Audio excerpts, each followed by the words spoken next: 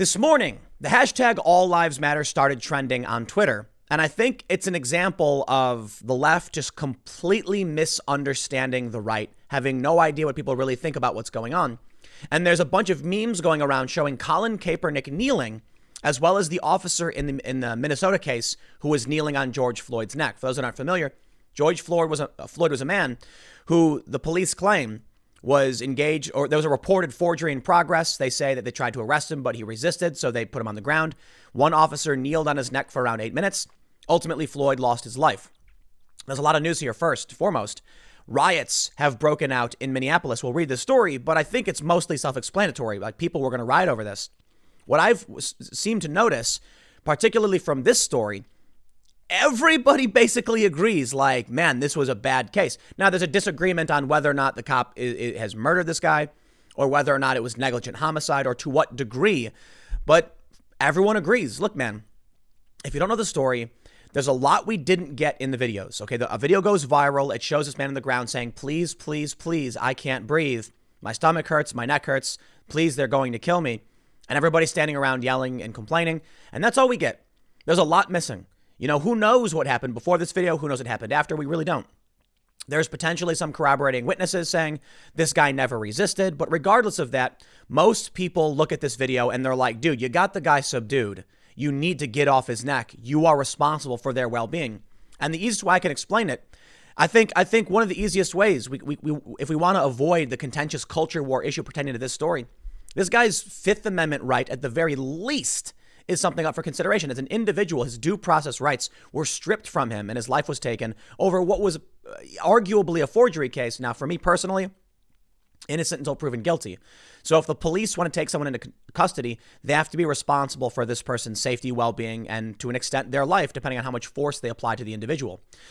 In some circumstances, you could argue there's justifiable death, for sure. If you know, there's a real reason that a fight is going to break out, someone's armed. If it's a guy on the ground just begging, please, I can't breathe, and you don't do anything, you don't, look, man, these are the moves you made. Now, all these cops got fired. And the interesting thing about this is I actually had some people point out that if there was a question of, you know, reasonable use of force or justification, they would have put these guys on leave and there would have been an investigation first. Notably, in instances like this, the unions usually get involved. Not this time. 4 cops, I believe, just got terminated because everybody was like, nope, not this one. You messed this up. This is on you. And now the FBI is involved. So I want to be very, very careful. And, you know, when it comes to stories like this, I always stress we don't know what happened outside of a viral clip. All right.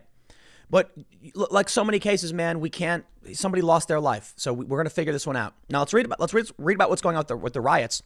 But I really want to go after these false arguments that are emerging that are kind of misrepresenting, at least my perception of what people are saying from the right. I'm sure conservatives would just know better than I would. But take a look at this picture. What kneeling offends you more? It's like everyone very obviously is more offended by the cop kneeling on the dude who died. Like, what are you thinking? Like, what is it? There's a bunch of memes of this going around. It's like, no, man. You can't compare someone like Colin Kaepernick, who turned this into his shtick, into his career, to someone having their rights violated to the point where they lost their life. Sorry, man. This is just, it's just wrong. But let's see what's going on in Minneapolis. I think, again, the story's rather obvious, like riots broke out. Metro.co reports 4 police officers were sacked following Floyd's death a short time after the brutal arrest in Minneapolis. Hours after the dismissals were announced, protesters filled the streets around the scene of the killing to take part in a peaceful rally. Many in the crowd wore facial coverings to protect against the spread of the coronavirus. I'm sorry. I'm going to stop right there. People wear masks when they go to these things because they don't want to get arrested and they don't want people to identify them. So come on. That's reaching. But the gathering took an unruly turn as police in riot gear fired tear gas and non-lethal beanbag rounds into the crowds, while protesters hurled water bottles, the Minneapolis Star-Tribune reported. I've been in a ton of these situations, and everybody wants to know who started it. Did the protesters throw something first? Did the police engage first? I don't think that matters in this regard, right? Look, I get it. If a protester threw a water bottle, like you've got to do something to stop the crowd, especially if they're throwing stuff. How about this? This is what I never understood. Don't send out the riot cops when they're protesting. Well, actually, Don't send out cops with riot gear and tear gas in the situation. You got to have a gradual escalation of the use of force. If your cop just was seen on video in this viral clip ending a man's life, regardless of the investigation or who did what, I think there's a presumption of innocence all around because I don't know, then maybe you shouldn't send out more cops to engage with the people who are angry at the cops. A friend of mine who covers this stuff once told me that the stupidest thing the police do is they send out a bunch of riot cops when protesters show up angry because the protesters are looking for cops to protest against. And this creates the tension almost on purpose. Now, I get it. It's like, what do? Do you just let the crowd romp around and destroy things? Well, no.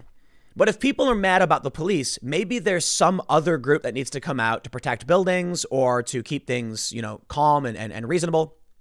But what happens is almost immediately, many of these jurisdictions send out fully armored riot cops with tear gas and beanbags. It's like, is that the appropriate response to what just happened? Like, maybe even if you were going to send out police, you don't send out the dudes with the tear gas launchers and the rubber bullets and the beanbags. I'll be honest, man. Look, I can't pretend to know how these situations need to be run. I can point out they typically go this way because when imagine you had somebody who was protesting, like, I don't know, factory farms, or a vegan, or vegetarian animal rights activist was protesting. So you immediately walk up to them with animals and start like butchering the animals for food. Like, why would you do that? It's antagonistic. I understand the difference here is that the police come out because there's concerns about, what the crowd might end up doing. But you have to realize they're protesting you. So if you come out, I don't know what the solution is. I'll tell you this, though. It makes everything look substantially worse if the cops end someone's life. And then when people say we're angry, they show up and say, I got a solution for that. Here's my, 40 millimeter. Here's my beanbag. Here's my rubber bullet. It's like, bro, man, like, you're not making yourself look good right now. Maybe they don't want to look good. Maybe that's the point. I don't know. Let's read. I think the mayor even spoke about it. They say local news footage showed some demonstrators vandalizing the outside of a police precinct station and a squad car. The unrest appeared to have dissipated after dark as rain fell. Minneapolis Police Chief Madaria Arradondo earlier confirmed that Floyd's death is under investigation by the FBI and the Minnesota Bureau of Criminal Apprehension. I'm gonna stop here too and throw some shade in the other direction. I understand the anger from the protesters. But like, this is a quick administrative win. The FBI is involved and the Minnesota Bureau of Criminal Apprehension. These guys lost their jobs immediately. There's no paid vacation. These guys are in serious trouble. It's like, you're actually already winning this one. So don't come out and smash stuff and like, you're actually hurting your cause by doing it. Look, I get it, man. Everybody's angry. Everybody's heated. Everybody thinks they know the right answers. I'm not going to pretend I do. But I will say, man, because I've talked to activists about a lot of this stuff relatively often. Bro, if you're winning, don't mess it up by losing support of the public. I understand you want to talk about justice. You want to talk about the demands you want, everything like that. You want to go out and you want to straight up just say like, hey, we're mad about this. We're tired about this. I get it. They got the FBI called in almost immediately. So rioting hurts you a lot. Okay. Most of us agree this dude should not have lost his life. These things happen and they shouldn't happen. And they happen to people, good people across this country. A lot of people are making the argument that I saw a tweet from somebody saying forgery does not warrant a death sentence. And I'm like, bro, I'm going to stop you right there. Like, I don't believe in the death penalty at all, first and foremost. But even in the capacity where you could make arguments about the need to end someone's life, like self-defense, war, conflict, things like this, of this nature, we're talking about a dude who's innocent until proven guilty, who will never get his due process. That to me is like, I want to approach these stories, these instances, in a way that I think can reach everybody and try and solve the problem. And I think it comes down to the individual level. This is what I said the other day several times. If you want to talk about the racial issues here, 100%, I'm down to hear you out. We can talk about it. But one way we can all unite around this is just calling out the violation of our civil rights by a state enforcer. Straight up. This guy's Fifth Amendment. At the very least, I'm not saying it's like that's the core issue. I'm just saying straight up, this guy has lost the right to due process. They just ended him. That is a violation of everything we as Americans would stand for. Like, I don't know what this guy did. Maybe he did something, maybe he didn't. And that's the problem. So we got to take this seriously. Now, how you solve for this, I don't know, because one of the things I did mention the other day was bail reform in New York. Like, I don't like the idea that someone can be accused of a crime and then locked up because they can't pay for it. It's like, that's the presumption of guilt, bro. We can't have that. But then you end up with them releasing actual criminals who are arrested for a reason, and they go around committing more crimes. I think the big problem is the scale of cities. So Mayor Jacob Frey said at the same news briefing that regardless of the investigation's outcome, it was clear that Floyd's death while in custody was unjustified and that race was a factor. All right. I want to read this All Lives Matter stuff to you. I don't know if race was a factor, and I really don't like that people jump the gun on that stuff.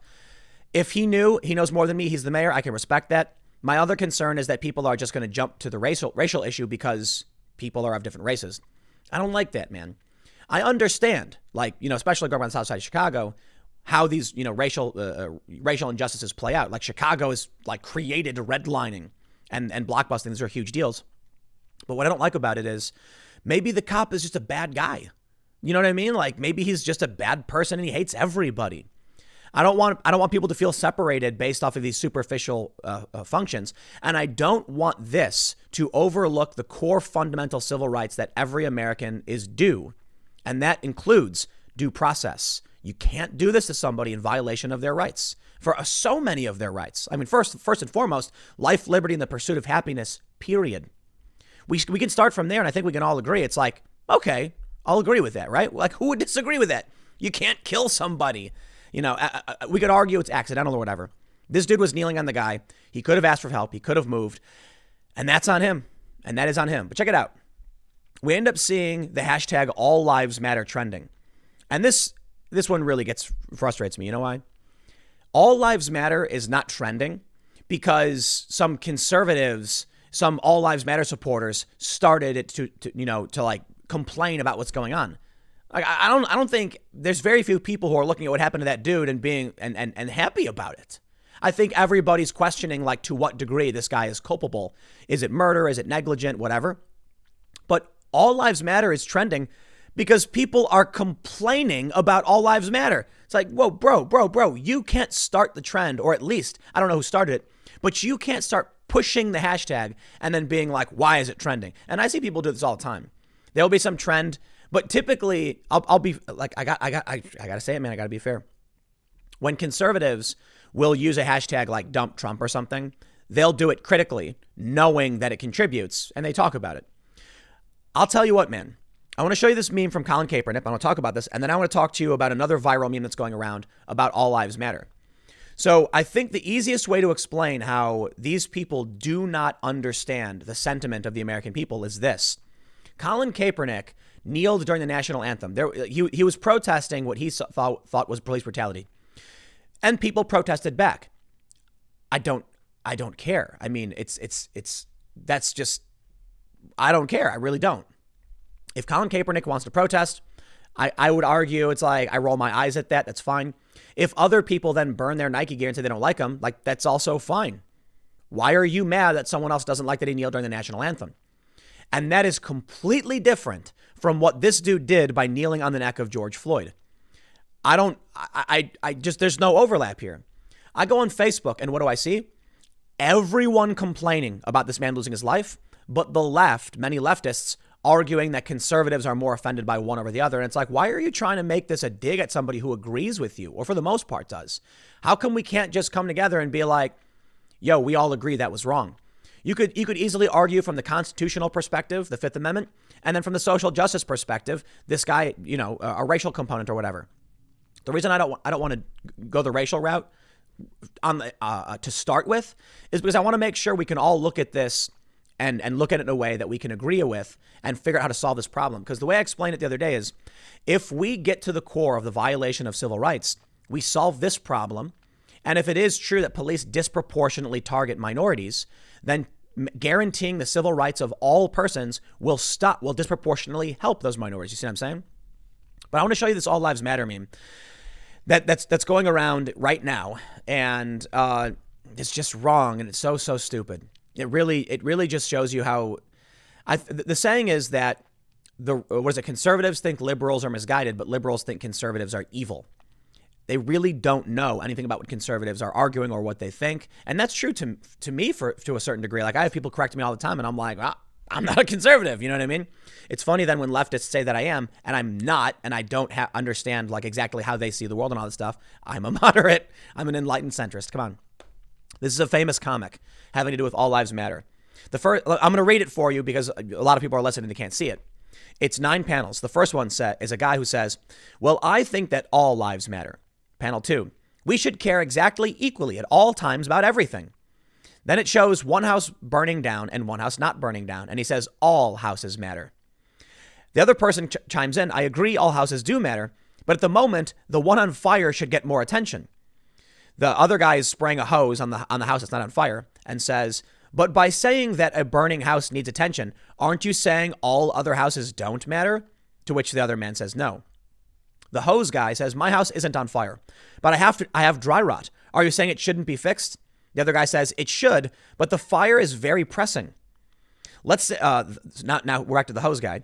Let's say I put that house fire out, but my house catches on fire. Aren't I then entitled to water? Of course, but it's not the one on fire right now. My house is near the one on fire. If I wet it down, embers won't catch. Sensible. That is completely outside the analogy. Where's that house's owner anyway? Why do I got to hose down his house for him? And the other guy says he died in the fire. I can see the point that they try and make with this, or the point they think they're making with this. First and foremost, it's a straw man of the all lives matter argument. 100%. That should be obvious. But there's other things that are just so inherently wrong about this. The analogy they use in this comic, which like I bring up because it goes around every single time something like this happens. We're talking about individual houses, but the argument they're making is for the collective. If an individual house was burning down, everyone would agree to spray the individual house with water. And guess what? If you target each house individually with water, you would make sure the fires don't spread and everybody would be happy. You would also make sure that if 8 out of the 10 houses were owned by minority families, you would still make sure to put out the fires of the 2 houses that are owned by white families. The problem that's being ignored by this comic is that you can have police brutality, unjustified, murders, unarmed deaths of any other race. They don't get the news coverage. So you can argue it's because one house is burning down, but now you're arguing on a collective level, and that's where it breaks down. So let's change this analogy and say you have one neighborhood with small house with some fires, and then you have another neighborhood with a lot more fires, and people are arguing the fire department shouldn't go and put out the other fires until these ones are all out. And you're like, but each house deserves to have the fire put out. So why don't we allocate resources to just putting out individual fires? Now you could argue a triage-like system. We'll go where there are more fires first and then rush over. And that's fine too. But the point is, if you are going to try and compare this to individualism, then I don't think anyone's disagreeing with you.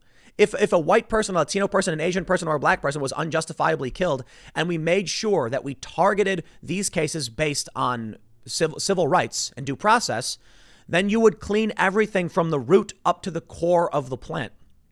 If you just look at it this way, like, yeah, I know your neighborhood has big fires, but our neighborhood needs to have our fire put out before yours. Or more importantly, another way to look at this would be that there actually are substantially more fires in other neighborhoods, but the media only ever points the camera at one neighborhood. So the fire department only ever goes there. And sometimes it wasn't even a fire. That's the issue. So I get it. My main point is that you need to look beyond the superficial characteristics. There's a viral tweet going around, it's like 7,000 retweets, where a guy says something like, y'all are asking us not to make this about race, but race is such a huge component of it. And I'm like, I agree it is, but it's very, very simple. You will actually get more support from everyone in this country if you target this on a civil rights issue. When you make it about racial issues, then you're going to get a whole bunch of racial arguments and things that are completely irrelevant. The way I see it is, I watched a guy have his rights, his constitutional rights violated. And we fought, this country, the United States, fought a war saying, this is what we get to do. You can't do this to us. The same goes for 2A as well. 1A, 2A, 3, 4, 5, 6, 7, et cetera, et cetera. This guy deserved his day in court. And the same goes for bail reform and all these other issues that need to be worked out, because I'm a big fan of the Constitution. I'm a big fan of individualism and individual liberties. And ultimately, the problems we see tend to be in big cities. This is where it comes down to. We don't need to fight each other on this one, man. We don't. There are some stories where we argue, and it's annoying that the left just refuses. It's unfortunate. It's true. They refuse to actually have a fair argument because of stories like this. And then finally, when a story like this happens and everyone's in agreement, they still attack the right and accuse them of disparaging or ignoring. And it's like, bro, there was a dude in St. Louis. It was an armed robbery or something. He was armed and the cops killed him. And people rioted over this. You can't expect to get support from regular people across this country when you're like, the dude had a weapon and the cops got into a shootout with him and he died. That's not an issue of injustice. You can still argue that people don't deserve to lose their lives, but there's got to be a line somewhere, right? In this instance, when you on the left now have support from conservatives who are clearly pointing out like this dude was just calmly lying there saying, please help me, and not resisting at all, they agree with you. Don't sour that goodwill. Here's an opportunity to actually solve these problems. So I don't like the riots, man. I don't. And I don't like the riot cops. I'm not going to pretend I can give you a better solution. That's why I'm not going to be in politics. If you don't have the cops come out, people riot, smash up windows, innocent people get hurt. You send the police out, now you've got an escalation of force and people start throwing things and it can make the riot worse. We've seen jurisdictions try to play this game of don't send the police out. That didn't work either. It really depends on the circumstances of the protest. So in that regard, I honestly don't know what we do. Even when you have the FBI come in and they're like, these guys are fired and we're now investigating, people still riot.